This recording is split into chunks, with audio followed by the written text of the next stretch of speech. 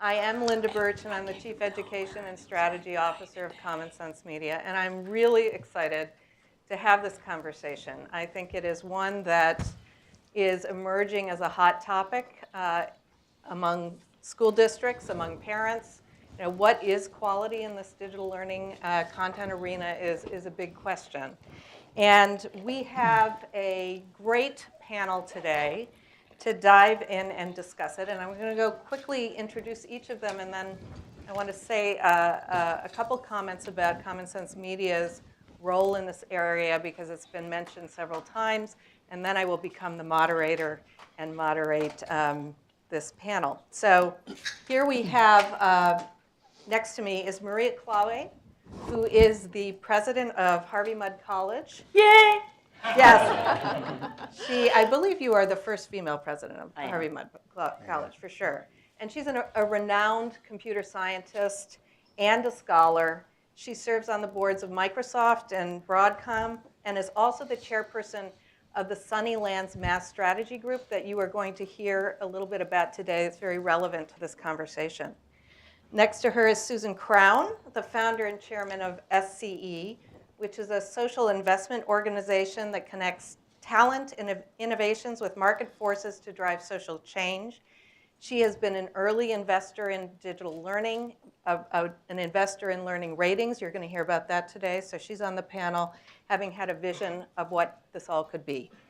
Next to Susan is Doug, who I don't think needs to be introduced to many of the people in this room. He is the executive director of CETA, the State Educational Technology Directors Association, deeply knowledgeable about ed tech, both at the federal and the state level, and I think we're going to have conversations about what innovative states are doing these days. And next to him is Lillian Lowery, who is the current superintendent for the state of Maryland, and formerly the department secretary for Delaware, correct? An English teacher way back when, so she brings some English to the conversation as well as the math at the high school level, and we're really excited to have her on the panel to really talk about, you know, how are districts and states making some of these decisions. And then John Mighton is a mathematician, author, playwright, and the founder of a nonprofit called Jump Math that's been very innovative in the way in which it has looked at new math curriculum. So he's here on the panel as well. And finally, Bill Goodwyn is the CEO of Discovery Education. He's a 30-year veteran in the media and technology industry, and the person really that has propelled Discovery's focus on helping schools make the transition from traditional print to digital learning environments. I wanted to say a bit about this is a kind of a recap from this morning, because there's been so much discussion about the potential of digital learning content. And my guess is that the majority of us in this room are passionate believers in that, in the opportunity for digital content to enhance learning, whether it's engaging kids or it's allowing for personalization or feedback and adaptation. We are probably sitting here all as believers. I think it's also an amazing moment in time in which there is so much proliferation of digital content. The markets are changing. We're all excited about the pace at which tablets and digital devices are beginning to move into the classroom. But as Judy Burton said this morning, she pointed out that for districts, for states, for teachers, for parents, this tidal wave of digital content is actually quite challenging. And it's somewhat confusing marketplace. And trying to understand, you know, what really works, what is quality, is really the question of the day in many districts across the country. And so that's what we're going to talk about today. And by way of introduction, Common Sense Media has been very interested in this problem really for a good couple of years, for 3 years. You've heard this morning from Jim Steyer that over the past 3 years we've developed and launched a rating system that evaluates the learning potential in digital media, apps, games, websites, digital courseware. And it is a program that was funded by two great philanthropists. Susan Crown was one, an early visionary, and the second is Bill Gates and BGC3. Susan helped us develop the initial rubric for our learning ratings and launch it into the parent consumer space in 2012. And then last year, Bill Gates made an investment, and we developed a special K-12 version of the platform, which is called Graphite, that I'm happy, and many of my colleagues are happy to share more with you this afternoon. But it's a platform that is all about teachers. It includes both editorial reviews and crowdsourced reviews. It also essentially has teachers that can search for digital content by skills, subject, by platform, by Common Core standards.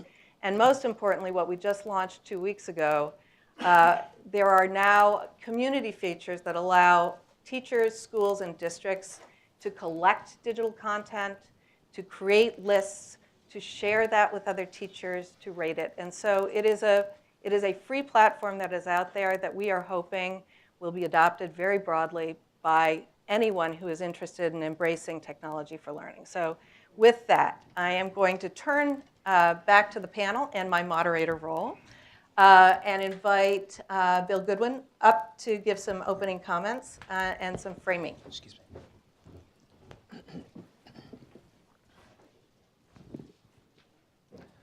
So thank you, Linda, for introducing all of us, and it's a great honor to share the stage with such great educational leaders.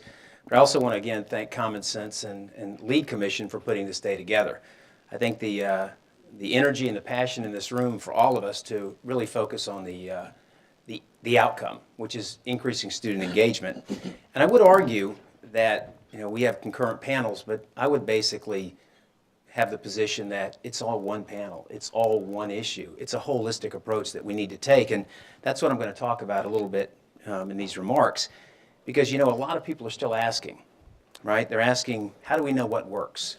Or does it work?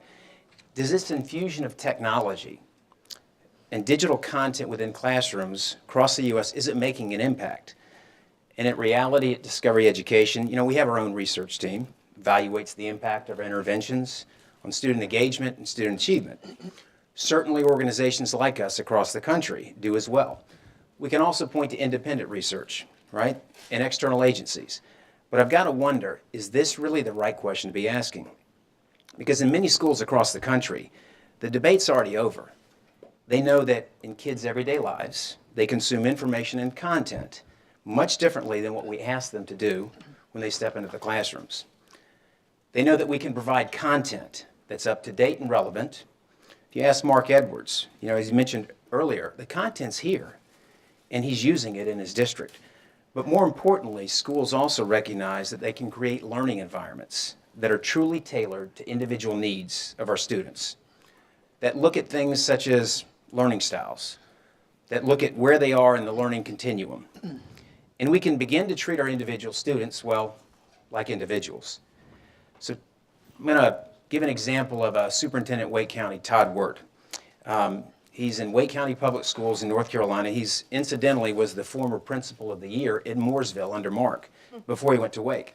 And about a month ago, he was in D.C. with some of our principal leaders that we had across the country, and he addressed each one of them. And what he said was that to each one of them, that if you're still talking about the if and the why, you just haven't been paying attention. It's really about time to talk about how. So in nearby Baltimore County, and I think Mark mentioned the great work that Dallas Dance is doing there, they're undergoing what they're calling a 5-year digital conversion plan. They recognize the need to move in that direction, but more importantly, they recognize that you can't just go from 0 to Mooresville in 1 year. It might take 5 years for them to move that direction. And state leadership's important. The great work that Lillian's doing and Governor O'Malley to help support that initiative, and hopefully she'll talk about that with the Maryland State Department Education Fund. But the question of does it work can really be answered if people will go visit some of the districts across the country and look at the incredible work they're doing in classrooms. You can't just visit the iPrep Academy in Miami-Dade Public Schools. See those students, see how engaged they are in learning, and ask, does it work? You can't travel down to Mooresville, walk with Mark and his team, and see the incredible student engagement, student achievement, graduation rates, and also look at how they've done it in a cost-effective manner and ask, does it work? If a district doesn't look like Mooresville, go 20 miles down the road to Charlotte-Mecklenburg Public Schools. Look at the incredible work they're doing in science over the past 5 years and how they've introduced digital content along with professional development. And again, Mark mentioned the great work that Terry Greer in Houston is doing with their Power Up initiative that they're launching. So I think the opportunity and the challenge for school systems across the country is if in these instances of where it's working really well, these leaders have not defined this as a technology initiative, but they've defined them as a learning initiative. And when you make that transition, you also get rid of you shift your emphasis from things like devices, things like networks, into instructional practice, professional development, community engagement. So I'd like to challenge all of us to make the shift from what works and how do you make it work, and what's your professional development strategy, right? Going back to Todd Wirt, one of the things that he mentioned 2 weeks ago when we had a meeting in Wake County with him was he made this statement. He says, I will not put technology, I refuse to put technology into the hands of teachers until we've done our job in developing them on how to use that technology most effectively. So for districts, they need to think about from a holistic approach. What's your PD strategy? How do you engage your stakeholders? Not just defined as your teachers and administrators, but what about your parent community? What about your business leaders? What's your strategy to engage them? So we need to look at this transition in a holistic approach. And that's why I think the teacher effectiveness, the professional development, the content, the infrastructure, the bandwidth, devices, it's all one initiative. So in short, how do we ensure that every single teacher in every single classroom is a world-class teacher? How do we provide those supports? And just as importantly, how do we empower them with the resources that will ultimately lead to a world-class education for every student? Thank you. Great. Thank you. Thank you very much, Bill. So we're going to have a panel conversation here, and I'm hoping that we will have time still for questions at the end. But I'm going to start with you, Maria. You've been a math and science educator for the past, forever, 3 decades. Deeply knowledgeable about all things digital and how education connects to it. When you look at this question of what works and you think about this moment in time, what's so important about it? What do you think defines quality? And how do we go about evaluating it in this new plethora of digital content that's emerging? So the first thing I want to say, and I just want to echo Bill, teachers are so important in terms of, I spent 10 years doing research on interactive computer-based activities for math education from 1992 to 2002. And so back in 1992, I thought we were on the edge of changing the world because we were going to excite children about mathematics. And we were going to, make math as much fun as anything else you could possibly do. And pretty early on into this research project, so 10 years of research, one of the few people, college presidents, who has spent many hours in both elementary and middle school classrooms observing children interact with digital math content. And I can tell you the very first thing we learned was if the teachers don't buy in, if they're not engaged, if they're not part of the learning process, the students don't learn.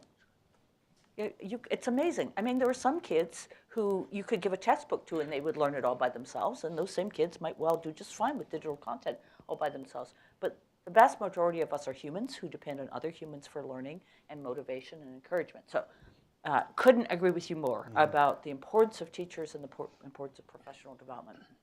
So let me tell you what else I learned in those 10 years.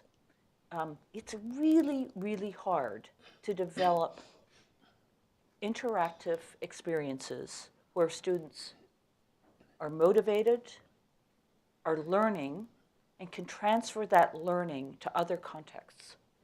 And particularly for mathematics, I think it's true for English and other things that, it's one thing to actually be able to do some kind of exercise or project or, calculation on a computer.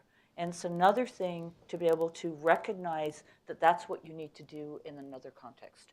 So it turns out it's just very, very hard to create learning experiences that actually cause students to learn. Teachers can help with that, but one of the things that's changed now from the situation in the mid-1990s is almost all of the content we're delivering is web-based, and so the developers, the educational experts, can actually look at if students did A, B, and C, were they then able to do D? So they can actually create models of representing what they think students actually understand and be able to analyze whether their models are correct and whether it works. So I think there is a huge opportunity using combinations of machine learning, using the fact that we really, I think, know a lot more about mathematics education, knowing that we have the Common Core standards that I think provide a very good path for rigorous, deep math content. There's a chance to actually be able to study what works and be able to help teachers and principals and superintendents really decide what to use. So it's not, it's so much more complicated than a textbook. A textbook, you can look at what's actually in the textbook. And you can have, some expectation of students will read it in a probably not linear manner, but somewhat linear manner. If you're looking at digital content, you're looking at motivation, you're looking at engagement, and you're looking at transference to other things. So let me talk just a little bit about the Sunnylands Math Strategy Group. This is something I fell into. It's all Jeff Cowan's fault. Where is Jeff? There is. I'm constantly trying to get people to know more about Harvey Mudd College. And he had just become director of the Sunnylands retreat. And I go, Jeff, how are you going to help me make more people know about Harvey Mudd? And he goes, oh, we could organize a retreat around something that you could be the thought leader for. And we could invite Bill Gates. I'm going like, this is a good idea. Well, it turned out that the thing that Bill was interested in, that I was interested in, that Jeff was interested in, was the opportunity that digital content brings to helping both our students and our teachers become much more effective. And the first retreat was held about a year and a third ago. And what came out of that was that there was this huge need by teachers, by principals, by superintendents, by everyone, to be able to look at digital content for mathematics education, be able to say, yes, if implemented correctly with the correct professional development for teachers and all those kinds of things, this is going to be effective. Or no, this is just really another sort of mini textbook, and it's not going to be any more effective than the textbook it's replacing. So Sunnylands has been working on this now for, as I said, a year and a third. It's the best experience I've ever had of working with a very diverse group of people with different backgrounds, with different expertise. And in fact, half of the people sitting on this panel are part of the group, and half of the people sitting in the room, that's not quite true, but at least 10% have been involved in this process. And we're really trying to find the best approaches that would allow us to do really effective evaluation of content in a way that would complement what Common Sense Media is already doing and what some other ratings initiatives. And we have our next retreat towards the end of October, and look to hearing more from Sunnylands. Yes. Thank you. And it has been a fascinating process that I've also been part of. And I think the interesting thing that the Math Strategy Group is they're looking at kind of large-scale curriculum. And how do you begin to think about evaluating that in a digital world? And so that's kind of a new concept that you're tackling with a group of people who are really fabulous. Thank you. Susan, you you recognized early the need for a learning rating system or some type of evaluation method to look at the learning potential in digital content. And you came to it from a slightly different place than many of the people in the room, because it was really the informal learning setting that sparked your interest. So do you want to talk a little bit about how you came to invest in this, what your vision was, and when you think about the dimensions of quality, so think about the elements of quality in a digital product that are important to you. What do you think children should be taking away from digital learning content? Besides the off button and the on button? Thank you. The partnership that SCE has had with Common Sense Media has been as ideal a foundation NGO partnership as we could get. And by ideal, what I mean is our board, and I have a board that's I don't deserve. I have the dean of the Harvard Law School, and I have the guy who set up McKinsey's global NGO practice, and someone who was on the Carnegie Corporation when they invented Sesame Street. And this extraordinary board really gravitated towards this issue and suggested that we look into digital media. And back then, just a few years ago, you could go into Best Buy and look at a baby Einstein package, and it said, "We'll make your child brilliant."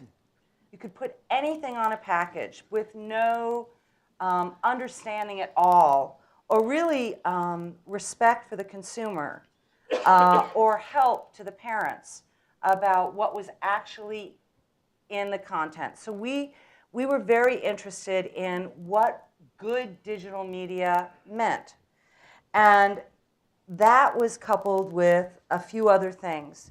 One, we sort of wanted to help align an educational system that was deep in midlife crisis, sagging, falling down, no identity at all, and not sure about the future identity, and trying to line it with this burgeoning digital field, which in our view was just at toddlerhood. And here were all these big, powerful tools, but we still don't have the dexterity or fluidity to know what we can do with them. So age alignment was one issue. The second issue that you spoke of, and I think you talked about not why, but how. We're interested in what instead of how. It's been my experience now in business and in foundation work for 35 years that a group of incredibly smart people will spend a lot of time talking about how to do something. But the issue with education and technology is, what are we going to do? What are we trying to achieve? Not how to go about it, where it should or shouldn't be in school systems, and whether some teachers should have, but what we're trying to actually achieve. And with that, we have to put it in the context of what we now call 21st century skills. And so the question of what really has to do with, what do we want a 21st century person to possess? No one today is going to get a fixed set of skills and then do that job for the rest of their lives. The world is changing, and the skill that someone needs most is the ability to be a learner and to be able to adapt to an ever-changing world. And we also need to give kids not only the ABC fundamentals, but also what we call the DEFs, the digital education fundamentals, in terms of how to keep up with the tools, navigate them, how to imagine what might be done with them. And so that was the second issue, was the what. And we've worked really hard, and I would say we're at draft 43 of what we think education ought to help the level of mastery and skills, the set. And as John Seeley Brown would put it where we know we're right is that we want the rising generation to be comfortable being in a constant state of inquiry. That's about as far as we've gotten on draft 23. And also to handle cognitive load management, which is a different thing. And the third reason why we started investigating this and was really something that you can only do when you're at a foundation, better known as a hemophiliac's paradise. You can fall down all you want and never bruise. We know that nothing, since we don't have a lot of the political constraints of government, school systems, even certain kinds of NGOs trying to make their budget year after year, we have the luxury of knowing that nothing is ever achieved without a transcendent interest guiding it. And so the role of foundations, and I think the role of almost everyone in this room, is to try and gather around a transcendent interest, which we've done, but to better define what that interest is, what the what is, and then talk about the how. And so this whole idea of a rating system was a transcendent interest. It was to empower parents, digital divide or not, with the ability to give their kids the highest quality material they could find to help them, you know, whether they go to a public library or whether they're searching at home, to find the best stuff for their kid, whether the kid has Asperger's or whether the kid is on the west side of Chicago in a crummy school and really advanced at math. So I talked too much, but the whole idea for us, the big transcendent interest is to bring these powerful tools into an aging system to equip the rising generation with what they need, and above all, to do something we really need to do in America, which is to stop using education as a class system and to use these tools to help democratize and provide access. Absolutely. Okay. And I think one of the things that Susan was very visionary about is that any rating system that needed to be created to define quality shouldn't just be about the Common Core, shouldn't just be about the academic content. It should also be about the skills that were the 21st century skills of creativity, of critical thinking. And so in that rubric, that initial rubric we developed, which is actually the foundation for our K through 12 offering, which is graphite, those are baked in. And that's a really important thing that you brought to, I think, the field in general, and we're incredibly thankful for it. One last thing, I just wanted to say thanks. It's great to come up with ideas. It's much better when someone else executes on them better than aspirations, and that's what Common Sense Media did for us. So Doug, you are in the midst of all of this. You are with state education technology directors all the time. And if the challenge is really identifying quality and knowing what works, talk a little bit about how that is happening today. You know, what has changed from kind of the textbook situation evaluating digital content, and who are the innovators? What are the states or the districts that are really getting it right? Yeah, so thanks. Thank you, Linda, Common Sense Media, and all the organizers. This has been really a terrific conversation. I think the panel's been building off each other, and I think everything is related, all of these conversations.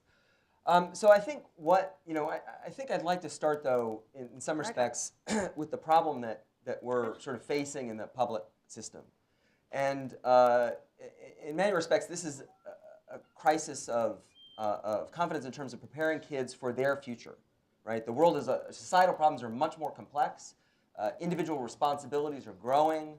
The challenges that our kids will face as adults are much larger and much more challenging, right? So this puts an incredible pressure on the K-12 system to prepare kids not just better, but to a much higher bar, right? And so that is what the conversation about the Common Core broadly is about. And so we need to be really focused in K-12 on not just educating all kids, but educating all kids to a much higher level. And that, for us, calls into question many of the ways we've been going about our business. Now, as states, there are certain levers, if you will, functions that we serve that are different than at the district level, that are different that happen in the classroom. Each are important, each have to play their roles. But at the state level, it is the establishing of the expectations for what students should know and be able to do in concert with school districts and parents and the broader community. It's helping to select and guide the use of instructional materials that we think are high quality and aligned to those expectations. Developing assessments to ensure that kids are learning what we need them to learn, teachers are prepared, and that every kid is provided really with the best and most current opportunities that we can provide them. So as we think about sort of this digital content issue, we don't think this, and of technology, we don't think this is a separate issue. In many respects, for those on the stage who've been working on this for a long time, this has been treated in many respects sometimes as a supplementary issue. We'll do everything we've been doing about school, and then we're going to do some technology stuff because it's neat and new and it offers possibilities. Well, what we're seeing today, and I think why these conversations is so important, is this is a sea change moment, where I think we're going from small pockets of innovation, the Mooresville charter networks, individual developers with good ideas, to really thinking about fundamental changes at scale. And so when we're thinking about digital content, we really frame this as instructional materials, and this is a problem that is being faced by 50 million K-12 students today, right? This is a big problem. This is a big opportunity. And the way that we have thought about instructional materials has really been framed historically as an issue of scarcity, right? We didn't have enough content. We needed the experts from on high to compile it all together for us. States and districts and the stewards of the system would make that selection, and not just of an individual lesson, not just for the whole grade level, but for the whole scope and sequence for K through 12. And we would lock that decision in for a long period of time. We've been talking on the stage, a number of people have mentioned 5 years. I would say it's 5 years in a good situation. It might be 7 or 10 or 12 years in tough budget times, right? That is not a model that we would replicate today if we were to reinvent it. And I'm happy to say that because of all the innovations that folks in this room and elsewhere are working on, and the cost of devices and the power going down, Moore's Law taking effect, that we're really seeing not just sort of increasing notion of supplementing what we're already doing in schools, but fundamentally rethinking how we approach the provision of instructional materials and what they should even look like and do, and how do we know that they work. So broadly speaking, folks, within even just the last few years, majority of folks, whether it's at the state or the district level, and states and districts, quite honestly, make the market for instructional materials in formal education through the procurement process, would select a small number of experts or representatives from the public, a handful of teachers, to review, a collection of materials that were submitted, and they would use a variety of criteria to do that. Educational quality is one criterion. Ted Mitchell from the stage mentioned another criterion in his home state of California, textbook weight. There are a number of other considerations that one might argue are not closely associated with quality.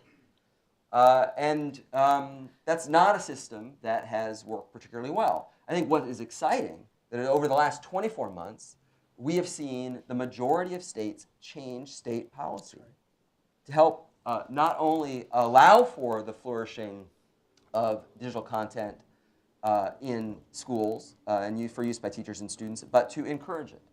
And so these changes have been everything from changing the technical definition of a textbook to include digital materials. So in many places, as of just a few years ago, it was not possible to purchase digital content with textbook dollars. It just doesn't make sense.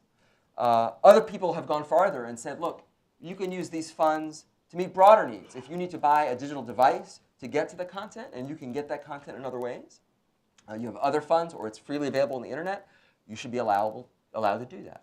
And then we have other states, and you'll actually be hearing from Jeff Mao from Maine and Tom Luna from Idaho, who've gone even further to make a priority of the state to support all schools within the state to take advantage of these tools. And I'm not sure there's one model today, Right. but many different ones. And what I would say, though, and what the opportunity, and what I think people are really struggling with and working toward, is right now we have this notion of sort of a priori deciding what is quality for all students. And so that the best and perfect content can be designed up front. It will work perfectly for every student in every situation. I think that's a tough proposition. And we've put basically all our bets in that bucket right now. I think if we look at the way that people are using the web now, you're looking at things that are much more crowdsourced and collaborative. Users are contributing, not only rating professional content, but also creating their own. And so we are seeing, as well as looking at the data about who's using that content and how students, in this example, are performing.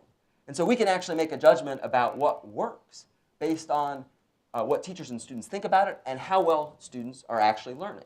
And for our money, we see the excitement around models that place more bets around iterative design and use based on the experiences of kids and teachers, rather than the upfront. Yeah, I think that tension is a really fundamental one. And I want to turn to you, Lillian, because you really are at the cusp of looking at all of this today, and ask you, kind of following on to Doug, I mean, how are you thinking about evaluating the content? What are your metrics or dimensions for quality? What is the role of the teacher versus, what's the top-down versus bottoms-up element of it that's actually playing out when you're really sitting there having to select something and purchase it? Great. Thank you. Maryland is in a good place because we have a governor and a General Assembly who have used their policy levers to actually create an environment of innovation and expectation for online opportunities for our students. So one such bill actually establishes a Council for Virtual Learning, and this is a council that is comprised of legislators, district superintendents, local boards, local board members, superintendents, and teachers across the state to actually come and talk about research around what opportunities are out there, what kinds of access do we have or need for all students, special needs students, and that is to include blind students, visually impaired students, deaf and hard of hearing. We want to make sure that it's accessible to everyone, and the policy calls particularly that we pay attention to that. It also wants us to look for including opportunities for students who are at risk, students who want alternative paths to requirements that are needed to fulfill education completion opportunities. So with that, we actually then have a second bill that establishes the authority for boards of education, both at the state level and at the local level, to develop or review and then approve digital, online, blended opportunities. With that said, we want to get buy-in, and we think that the best possibility for buy-in from the teachers, to the points that have been made, if they're actually going to understand and use these opportunities for learning as an integral part of what they do and not an add-on. We do everything that we've always done, and then we can throw in some technology, to have them at the table deciding what good instructional online opportunities look like. And so one of the things that we did was to, in the legislation for the regulation that is a companion to the legislation, is wrote the guidelines of what that would look like. And so if the state, and we know that we don't have the capacity, it's great, and we have some amazing teachers in our state, they're also teaching. So we know we're going to have to use external capacity as well as the capacity, excuse me, that we develop internally. So we have a process where if the state approves an online course or service that includes professional development for our students and our teachers, we have a committee of experts, content experts, and those are our best and brightest teachers. We have trained people within the state department and across our districts to be leads in the review process. And we actually bring teachers to the table to look at our standards, our curriculum, and the necessary access needed to help these students be successful in these given courses. That has proven to be very, very helpful, because as our teachers are doing this work, to your point, the kind of pro and con of, do we not put something out until it's completely certified for quality, or do we let them experiment a little bit? And that kind of crosses both bridges, because as our teachers get more involved in this work, they're telling their other colleagues who also now want to be a part of it. Now, once we do that at the state level, those courses are available to everyone. So District A, Baltimore County, could have come to us to ask for an approval of a course, whether they developed it or they used a vendor. And then once it's approved, districts across the state can use it. But we also, at the local level, allow them to vet their own courses. They can to a point. If they're credit-bearing courses, they can vet it for develop or through vendor for what they need, the course that they need and why they need it. But the final approval still has to come from the state, because we have to make sure that if it is a credit-bearing course, it is aligned with the protocols and expectations and rigor that we expect for it to be as a quality opportunity for student learning. So what we do is we have in the regulation or in the bill the opportunity to charge fees, and the fees actually pay for these content experts to come in and do the work with us. And to Bill's point, the governor really wanted to push this. We didn't want it to be perfunctory, and we didn't want to kind of think incrementally. We wanted to do something that really got the state's attention, no matter where in the state and at every grade level, pre-K through 20. The governor and the General Assembly put money in the budget this year to have a competitive grant opportunity for districts to apply for monies to implement or pilot something, or even plan to pilot something around digital learning, blended learning, and online learning. Dallas Dance in Baltimore County was one, and the instructions that we were given is this isn't going to be formulaic, and one doesn't determine what amount is going to go to any particular jurisdiction. Let the credibility of what they are proposing determine the funding opportunity for the district. And there were 26 districts that applied for this opportunity. Only 6 were awarded the money because they were partnering either with vendors who can help them build capacity and move the work really quickly, or they were partnering with community colleges or universities who were going to help them in a research opportunity to tell the story. So our teachers have been really pleased with the process that the state guidelines put in place for us to determine quality, because they feel valued, because they're the ones in the classroom every day who actually has to implement these course instructional programs, and they're the ones who are held accountable for their students' performance. And they are the ones who have to make sure that when they're explaining to parents and others the quality of the program that they are teaching, that they can do it with fidelity and they can do it with comfort. So we believe that mix of teacher-led vetting and vendor-approved vetting really does give us a broad array of getting something done quickly. And I will just share with you some final statistics. Last year we had about 647 students who were taking online courses. This year we have 4,428 students who are taking online courses. We have about 100 courses that are approved for statewide use.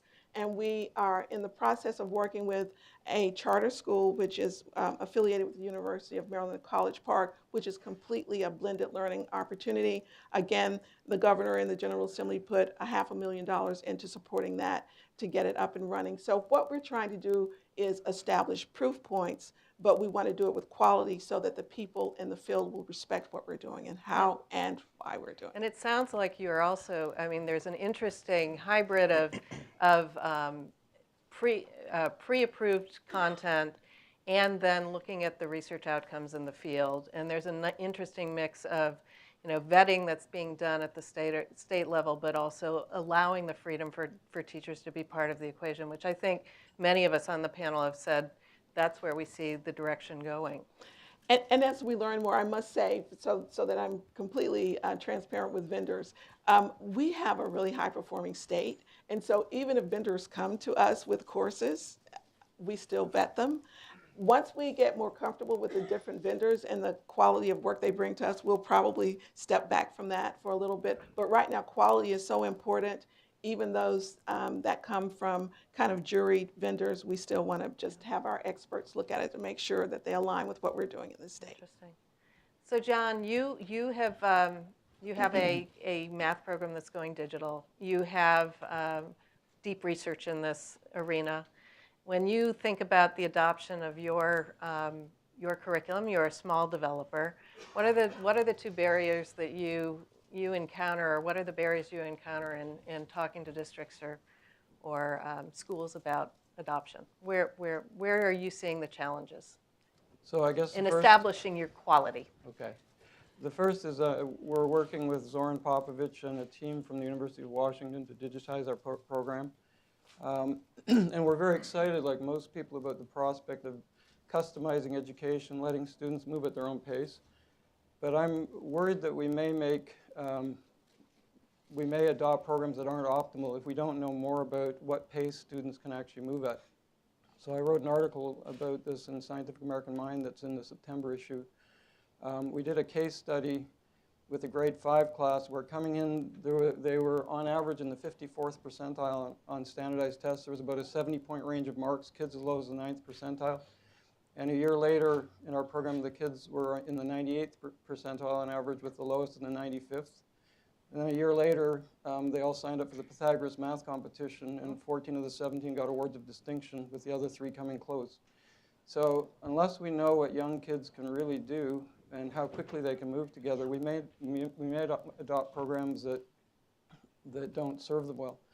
So in our digitization, we're trying to keep the teacher at the center of the lesson and keep the kids on the same topic, only differentiating slightly with harder or easier questions, because there are some advantages to that, and these are the things I think we need to test. For one thing, you get an audience effect. I once taught kids in Brixton, inner city Brixton, how to read binary codes, and on the 3rd lesson like that, they cheered. These were behavioral students, and they were so excited about showing off in front of their peers and looking intelligent. We only have one advantage of putting kids in a group. They're an audience, and they respond with what Durkheim called a collective effervescence, when they're all feeling the same thing together. So there may actually be promise in the technology to keep kids much more closely together, moving together, and I think that's something we need to look at. The other thing, I asked teachers at the Calgary Teachers Convention why, when you divide 7 by 2/3, you can flip and multiply, and someone yelled out, because you get the right answer. And you know, through no fault of their own, many teachers don't know the math deeply. And so we've also tried to constrain the lessons a little so teachers can improvise and intervene, because until we have artificially intelligent programs, teachers are going to have to intervene. And if kids are working on it too widely on different topics, it may not be the most efficient way to work. Yeah. So these are things that need to be tested. We can't be seduced by the promise of, you know, individualized instruction, things like that, until we know more about what kids can do. So you're an advocate of making sure that we link the learning potential in any kind of program to the outcomes, and doing that in real time. Exactly, and that connects to the second problem. I think Jim Coulter said that the system is a broken market.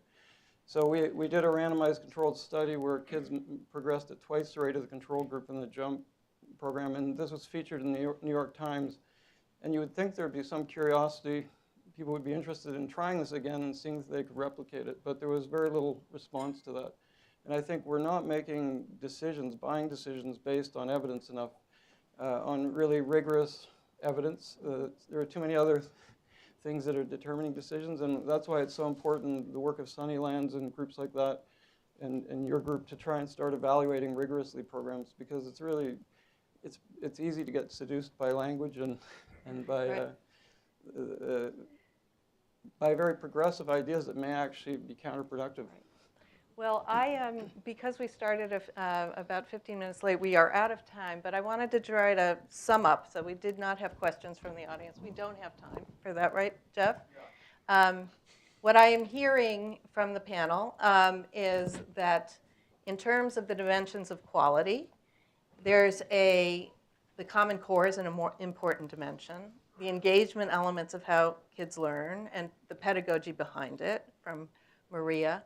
To think about making sure we're incorporating the 21st century skills and making that part of the equation as well. I think from Lillian and others on the panel, the idea of bringing teachers into the discussion, letting them actually put forth their opinions, making sure that what is deemed as quality actually proves out in the classroom. a need for much more research down the road to connect learning potential to learning outcomes. And I think that other panels today spoke about that as well. And then I think, Bill, you set us off at the beginning saying, okay, this is about evaluating digital learning content, but that's not the whole solution. It is a matter of teachers being involved and engaged. Maria said that as well. It is about the content being used in the classroom and really understanding how, going forward, we can continue to develop this ecosystem of vendors, teachers, policymakers, and users at the state level to come up with a solution that works for all. So with that, I think I'll turn it over to you, Jeff. Thank you, Linda. Thank you, panel. Thank you,